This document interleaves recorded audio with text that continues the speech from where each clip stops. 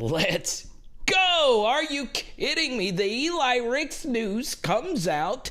So today we're actually going to talk about the injury issues that are plaguing LSU football. This is Eli Ricks in coverage right here, and I decided to go back and look at the Kentucky game to see if there was any big collisions that Eli Ricks was a part of, and this was the only tackle that was credited to him in this game, per the Sports Systems box score. And I didn't know you were credited with the tackle when the guy is clearly out of bounds. Okay, so that was the only tackle that Eli Ricks had made. So the irony of that tackle was that that was the only collision Eli Ricks was involved with in the first half. Unless I missed something, he wasn't really involved in the game. There were a few times he could have probably jumped into the pile, but there was really no reason. They never even attacked him, which makes a lot of sense. Who would want to attack Eli Ricks, knowing his pick six capabilities? And look, we don't want him jumping into piles with a bad shoulder. So that was it. That was the only collision that I saw that Eli Ricks was involved with in the first half. Then the first play of the second half happens, and this is where he missed this tackle here, okay?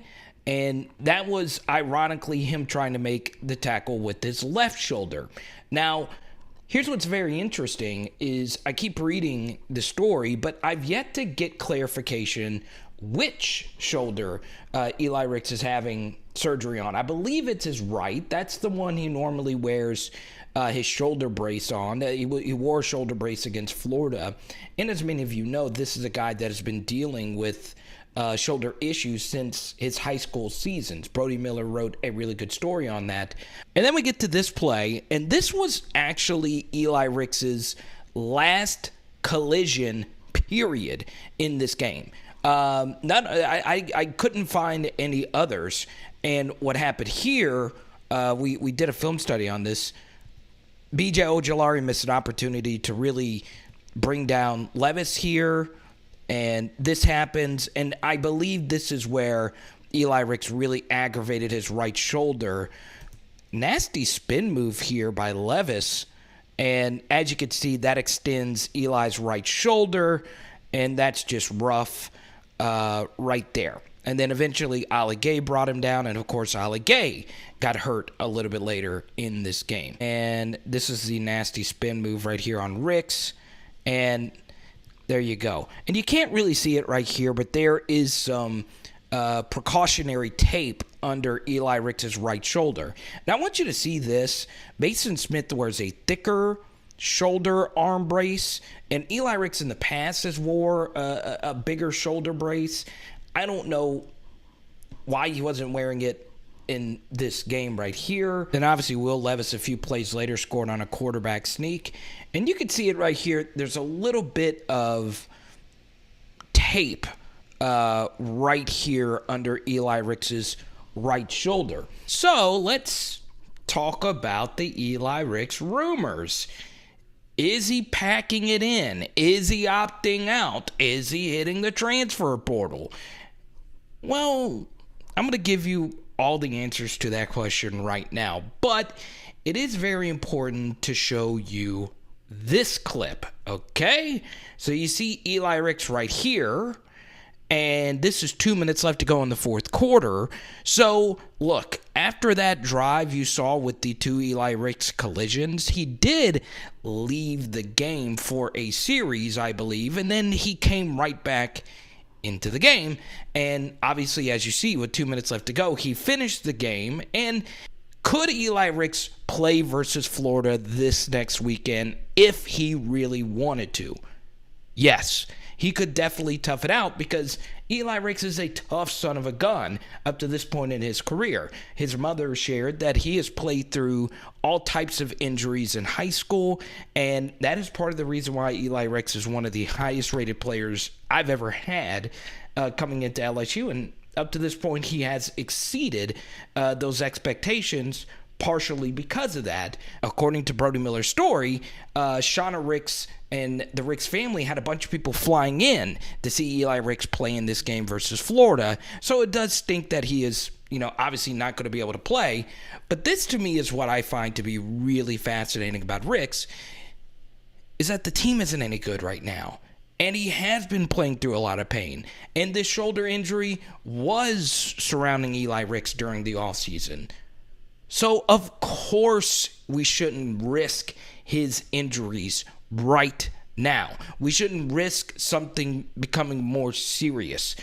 I'm actually glad Eli Ricks was only involved in a few collisions in this game, because he obviously is going through a lot of pain. So it can be true that Eli Ricks could still play right now, but it can also be even more true that it's probably smart to have him get the surgery done so he can be fully healthy for next season. So both of those things can be true at the same time, because obviously Eli Ricks was on the field for, till the very end, to the bitter end of this game.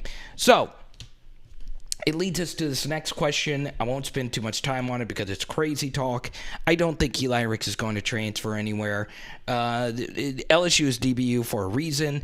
Sting is about to go in the first round, and he's barely played these last 2 seasons. So the LSU brand is the brand for defensive backs, and I really don't see any upside for Eli Ricks to go somewhere else. Now, could it happen with the transfer portal rumors?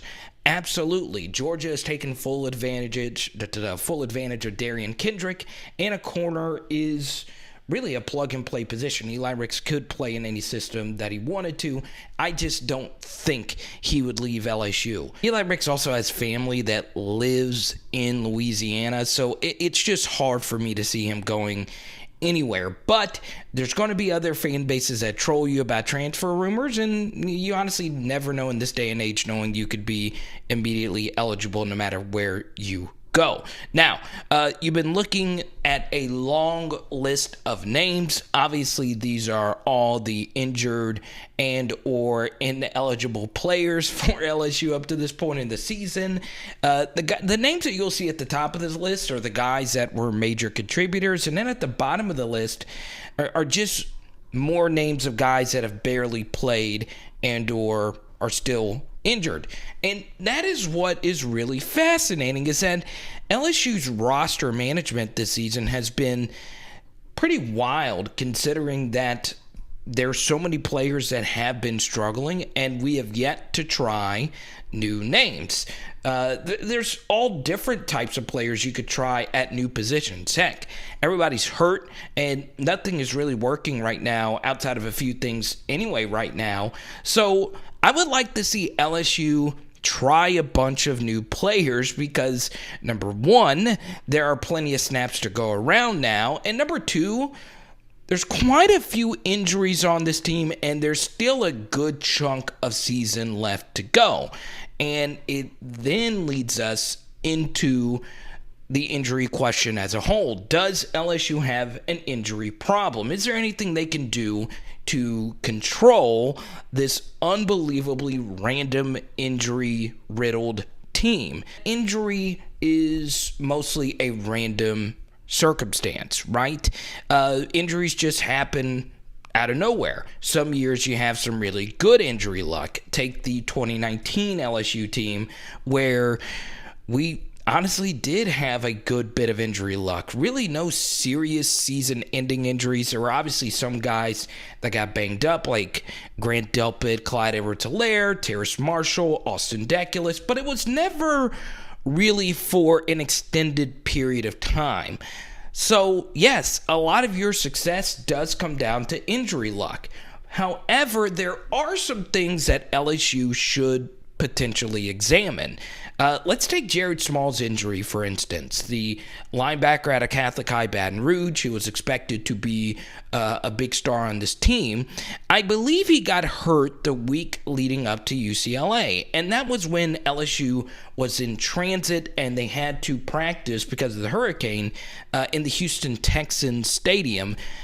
And the Texans play on turf, and there have been studies into this where turf leads to more injuries than grass, okay? And I think that's potentially a reason why Jared Small got hurt. You saw this past weekend, the rather durable Kayshon Boutte, well, his foot got caught up in the turf awkwardly. And I'm going to tell you this, he's not the only person that I saw limping or banged up just based on the surface. Now, that's not to say those injuries don't happen on grass, but as we pointed out in the film study, there have been studies that show that you can be more prone to injuries on turf than you can regular grass. Now, why is that important with LSU football? Well, there was a lot of bad weather in the Baton Rouge area leading up to the season, which, of course, forced LSU to go inside their indoor facility. Now, once again, the media is not available to go to practice. However, the media can ask how players got hurt. Where did they get hurt? Was it inside a practice facility? Was it in a tackling drill? Have LSU's practice become more physical? Maybe that leads to injuries. Now, I know Ed Orgeron mentioned recently in his press conference that most of the injuries have happened during the games. And those games are mostly played on grass, but still, if I were LSU, I would do a deeper audit of your team's injury history to not only know what types of injuries these players are having, but where are they having it, what was the surface, all those different things, and I would go from there. However, it does seem this season there has been an extreme amount of injuries on this roster. Now, as we always do, we give you a little bonus here, some video from Jacques Doucet. It is interesting to still see John Emery out there practicing, even though he's still academically ineligible. And I would really like to see him get his opportunity. But I'm also showing you this for another reason. As many of you know, LSU's running backs have struggled to develop a rapport as a receiver out of the backfield. It proved costly against Kentucky. It really was costly versus Auburn. And you see, LSU practices this stuff every day. And it is also interesting to see this drill happen as a play action fake under center. Maybe LSU goes under center more over these next couple of games. We don't know. But still, it was a little fascinating nugget. Now, before we get going, I want to shout out my guy T-Bob. I was on there with Matt Flynn and Jacob Hester and, of course, Mr. A-Bear. And it was a fun time on Off the Bench. I appreciate them. It is Power Hour LSU. Boom! Oh, we're doing chicken wings tonight. Let's go!